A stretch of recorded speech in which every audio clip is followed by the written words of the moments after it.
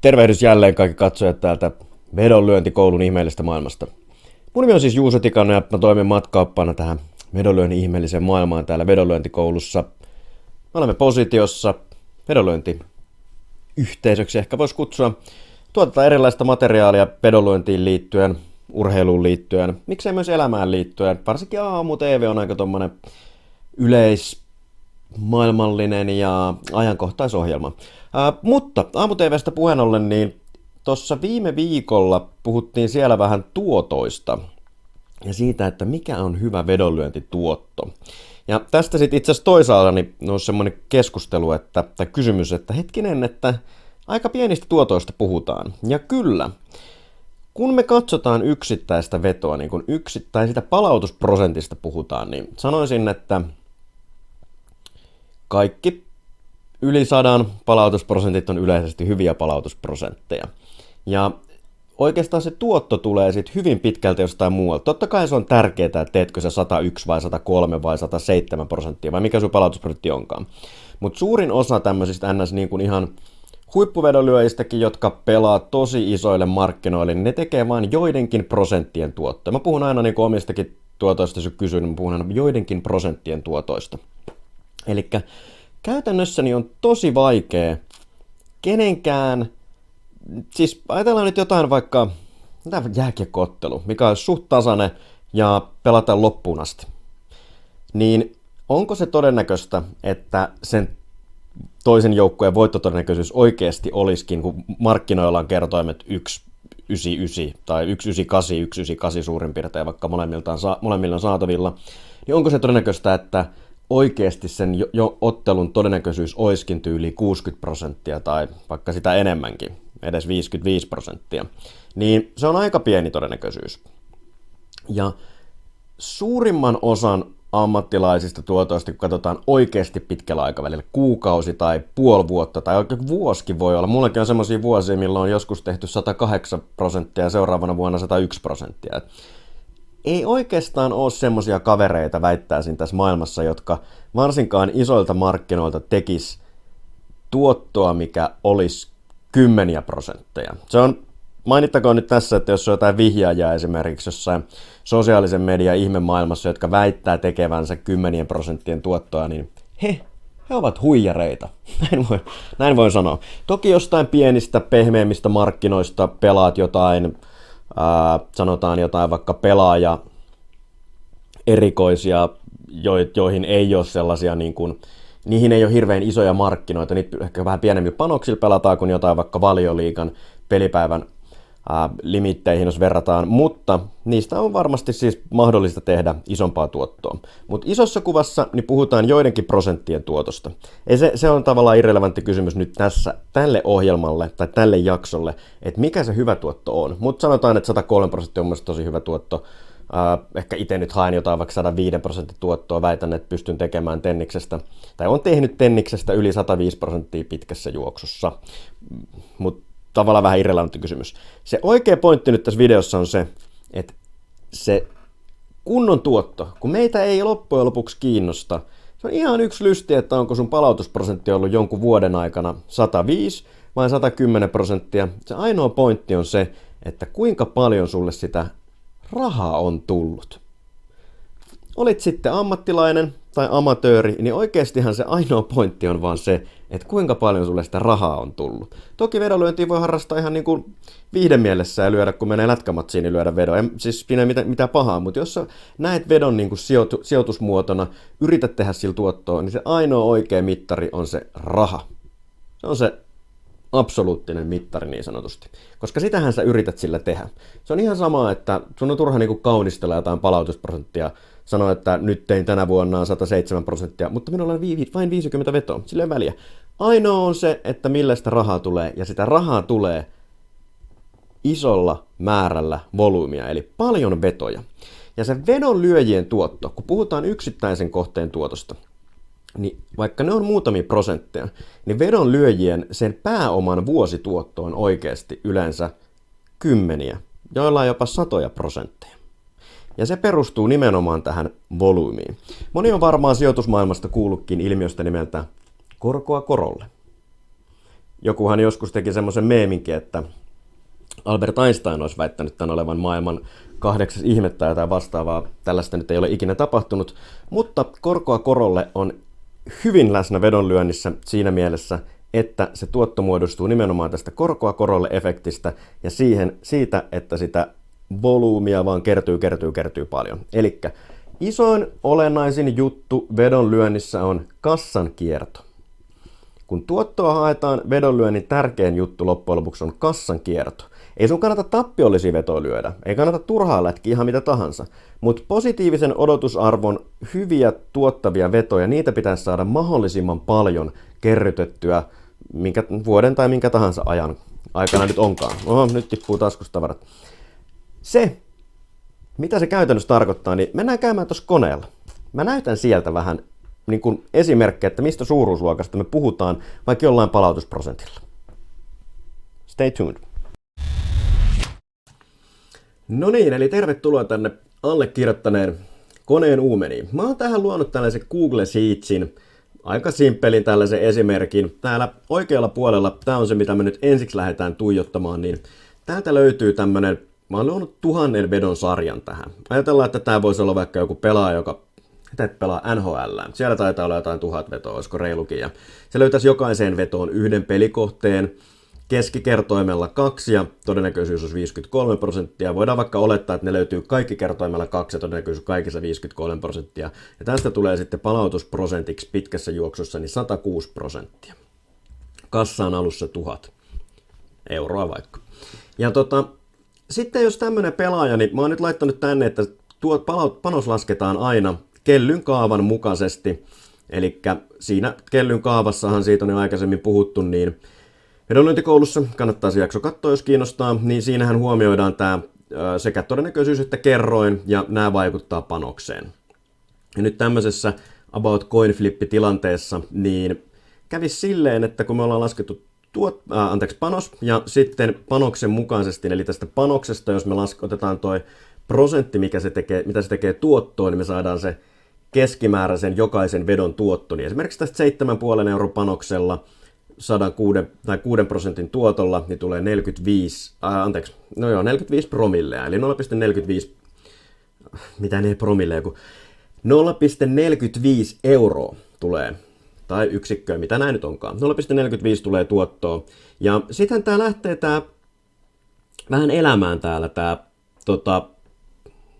niin kuin tuotto. Ihan sen takia, että kun kassa kasvaa, eli sitten mä oon tähän tehnyt viereen, että miten se kassa kasvaa, niin sitten sen mukaan se kassa alkaa kasvaa siellä. Ja lopussa tietenkin panokset on paljon isompia ja siitä syystä, jos me katsotaan itse asiassa tätä käyrää tässä, ehkä se ei ihan hyvin näy tässä, mutta tämä ei ole ihan suora, vaan tämä on pikkusen tämmöinen nouseva tämä käyrä. Ja se johtuu siitä, että se korkoa korolle efekti on alkanut jotain yhden NHL-kauden tai yhden minkä tahansa kauden aikana onkaan nyt lähtenyt luomaan sieltä niin kuin korkoa korolle efektiä ja sitä kautta sitten tuotto.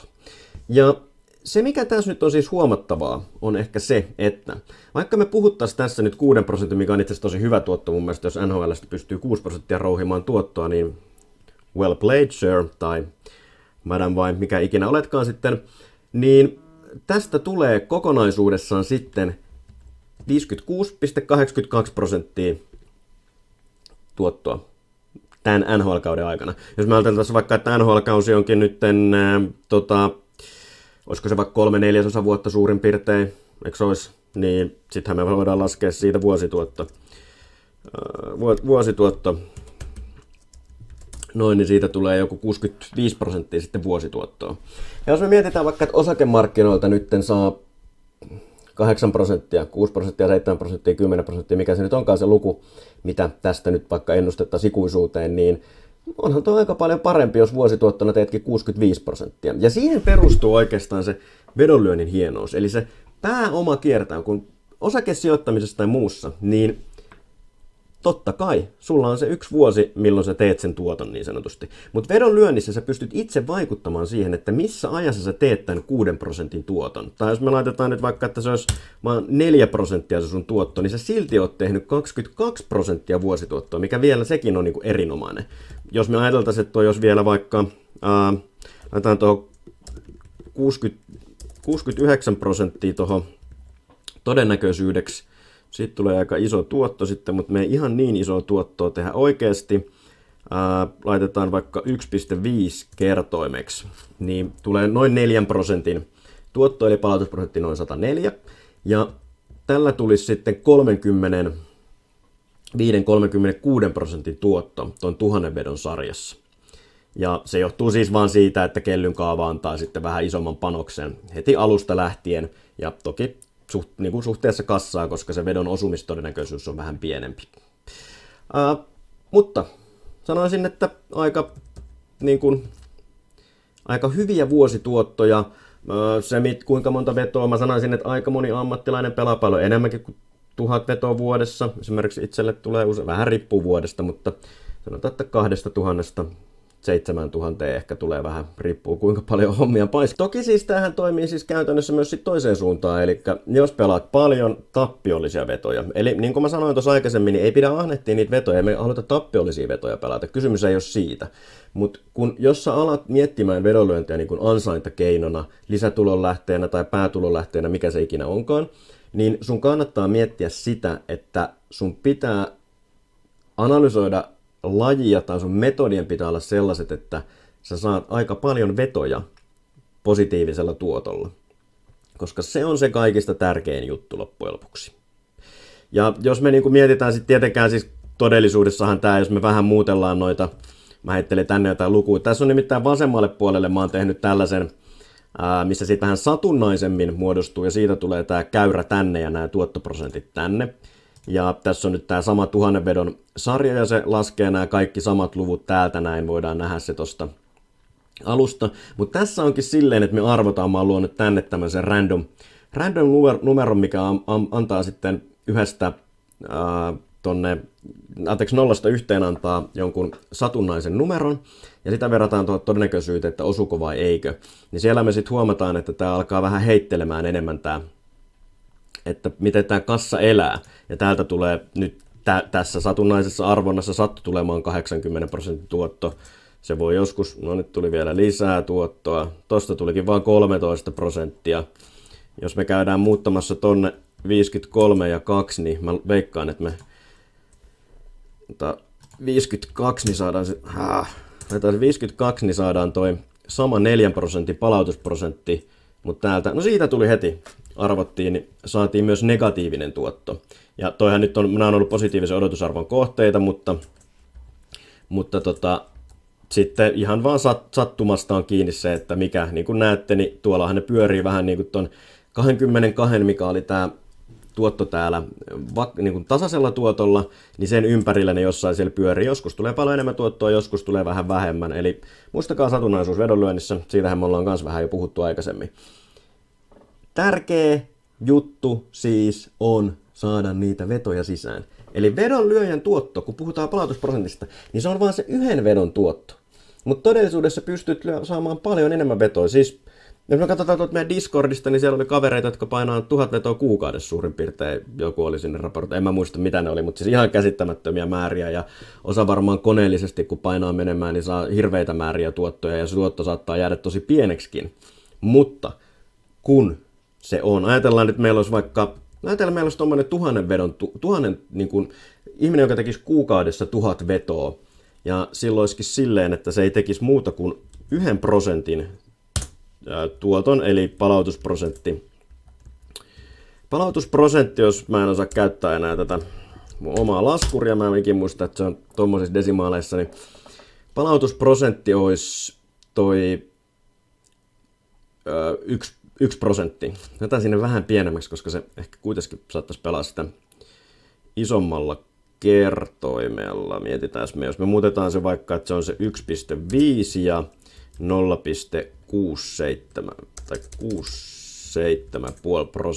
67,5%, niin panokset tosissaan laskee tuolla aika pieneksi, niin sen takia tuo tuotto jää kohtalaisen pieneksi niin kuin vuosituotto tai prosentuaalisena tuottona.